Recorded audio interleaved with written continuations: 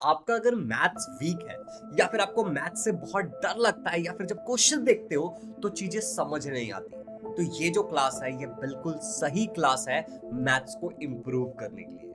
Learners, my name is Shubham Jha और मैं एक स्टोरी बताना चाहता हूँ आप लोगों को। जब मैं अपने कक्षा 8वीं से, आई मीन टू से 8 स्टैंडर्ड से 9 स्टैंडर्ड में गया था, तो मेरे साथ भी बाकी बच्चों की तरह ही हुआ था कि अलजेब्रा एंड ज्योमेट्री में मैथ्स स्प्लिट हो गया।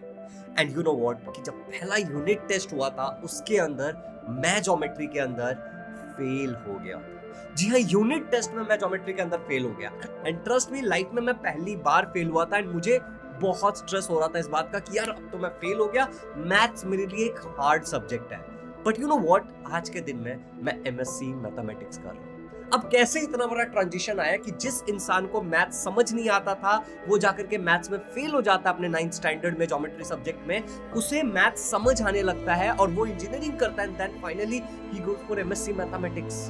कैसे? मैं इस वीडियो के अंदर आपको बताने वाला हूँ 3 ऐसी बातें थोड़ी और भी हो सकती है बट बॉय 3 ऐसी मेजर बातें जो मैंने अपने 9th स्टैंडर्ड में अडेप्ट किया, जिसके कारण मेरा मैथ समय के साथ इम्प्रूव होता चला गया। हे लर्नर्स, अगर इस चैनल पर नए हो तो इस चैनल को सब्सक्राइब कर लो, क्योंकि ये चैनल आपके स्कूल के एकेडमिक्स ग्रोथ में और आपके ओवरऑल सेल्फ इंप्रूवमेंट में बहुत काम आने वाला है। तो do subscribe to this channel and video को लाइक करके किसी के साथ शेयर जरूर करना। Let's get started learners.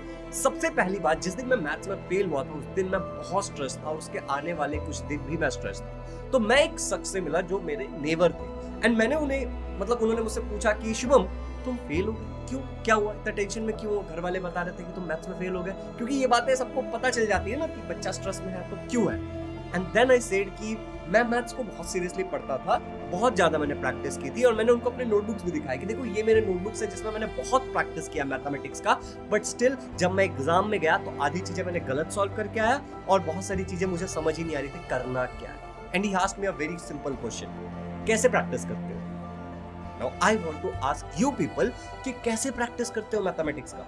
Video को पोस्ट करो, नीचे कमेंट में लिखो। मोस्ट ऑफ द बच्चे जो प्रैक्टिस करते हैं वो क्या करते हैं पता है? नोट्स या फिर डाइजेस्ट वगैरह को देखते हैं और देख देख के प्रैक्टिस करते हैं। अरे बाप रे, ये तो धोती खोल रहा है। एंड एग्जैक्टली ये मिस्टेक मैं कर रहा था कि जब मैं मैथमेटिक्स की प्रैक्टिस करता था तो भाई साहब मैं क्या करता था पता है क्या? अपने नोट्स को खोल लेता था, डाइजेस्ट को खोल लेता था, देख करके लिखता था, बिना देखे नहीं लिखता था। एंड एग्जाम में बिल्कुल इसका उल्टा होता है कि हमें बिना देखे सॉल्व करना पड़ता है। तो उन्होंने मुझे एक बात बोली, यू नो व्हाट, कि शुभम आज से जब भी तुम मैथ प्रैक्टिस करोगे तो ट्राई करो जितना ज्यादा तुम बिना देखे लिख सकते हो उतना ज्यादा बिना देखे लिखने की कोशिश करो। एंड मैंने उसी दिन से इस चीज को एक आदत बना ली कि जब भी मैं कोई चीज लर्न करता हूं तो उसको मैं बिना देखे एक बार लिख करके देखता हूं या फिर उस पर इस तरीके से हाथ रख के क्वेश्चन के ऊपर एक बार विजुअलाइज करने की कोशिश करता हूं। एंड ट्रस्ट मी, वो चीज मेरी बहुत हेल्प करती है। ओके, सेकंड चीज, ये प्रैक्टिस करने के बाद भी कई बार ऐसा हुआ कि मैथ्स में मैं बहुत अच्छा स्कोर नहीं कर पाता था। झूठ बोल रहा है। एंड प्रॉब्लम कहाँ आता था? जो मुझे आता है वो तो मुझे आता था, लेकिन कई बार नए क्वेश्चंस को जब मैं अप्रोच करता था, ऐसे हॉट्स कहते हैं उसको, ठीक है ना? नीचे एक बार कमेंट्स में हॉट्स लिखो अगर हॉट्स तुम्हें भी बहुत गर्मी दे रहा है, बहुत परेशान कर रहा है तो कई सारे ऐसे क्वेश्चन है जिसमें थोड़ी सी कॉम्प्लेक्सिटी थोड़ी सी ज्यादा है, ठीक है ना? जो सिखाया गया उससे थोड़ा सा ट्विस्ट करके पूछ रहे हैं या फिर वो क्वेश्चन में 2-4 कॉन्सेप्ट एक साथ लग रहा है, वर्ड प्रॉब्लम है, तो मुझे बहुत स्ट्रेस आ जाता था, मैं कर नहीं पाता था ऐसे क्वेश्चन।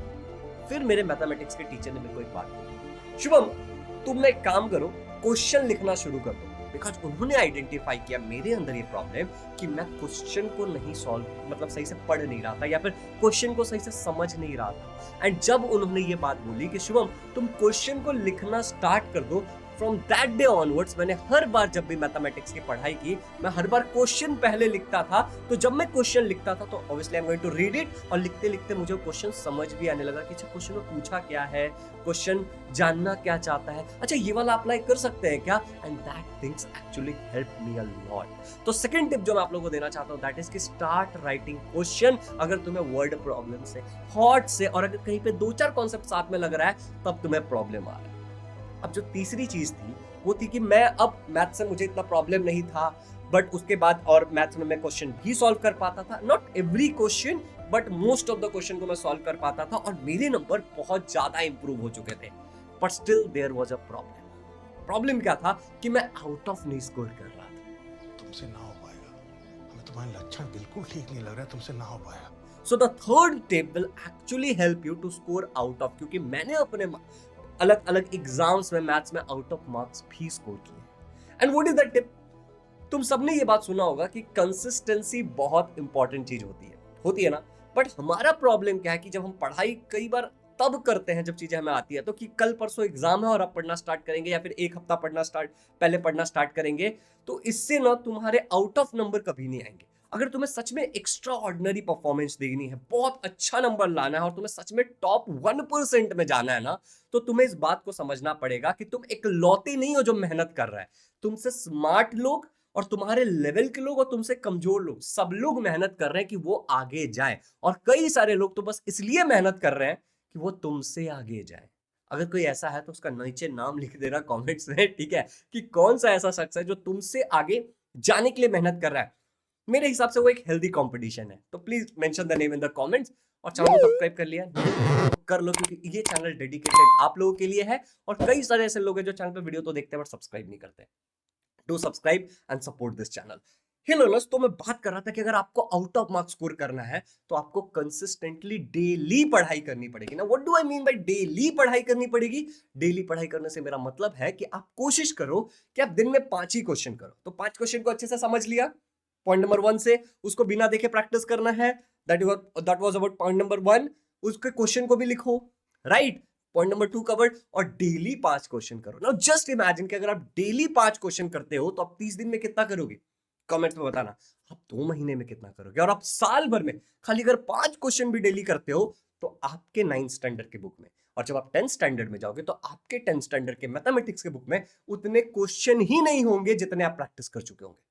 मतलब आप सिंगल क्वेश्चन को शायद 2 बार 3 बार भी कर सकते हो। और अगर तुम सच में एकदम एक्स्ट्रा ऑर्डिनरी परफॉर्म करना चाहते हो तो ये लास्ट वाला टिप बहुत इंपॉर्टेंट है, दैट इज कि आपको 5 अलजेब्रा से 5 ज्योमेट्री से करना चाहिए।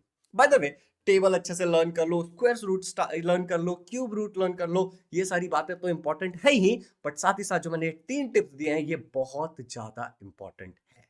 सो लर्नर्स, विद दैट नोट इस वीडियो को एंड करते हैं। बट अगला आपको किस टॉपिक पे वीडियो चाहिए, या फिर एकेडमिक्स में पढ़ाई से रिलेटेड कौन से चैप्टर पे वीडियो चाहिए, आप नीचे कमेंट्स में बता सकते हो। और अगर वीडियो यहां तक देख रहे हो तो अपना पूरा नाम और आप महाराष्ट्र के किस डिस्ट्रिक्ट से हो या फिर इंडिया में कहां से बिलोंग करते हो ये डेफिनेटली बताना कमेंट्स में। I would love to know that. Happy learning. And हाँ, हमारे कई सारे बैचेस भी होते हैं इजी लर्निंग प्लेटफॉर्म पे, मैं लाइव पढ़ाता हूं, तो उसके लिए आपको डिस्क्रिप्शन में एप्लीकेशन का लिंक मिल जाएगा, या फिर जो नंबर शो हो रहा होगा उस पर आप कॉल करके इंक्वायरी कर सकते हैं। Love you all, happy learning.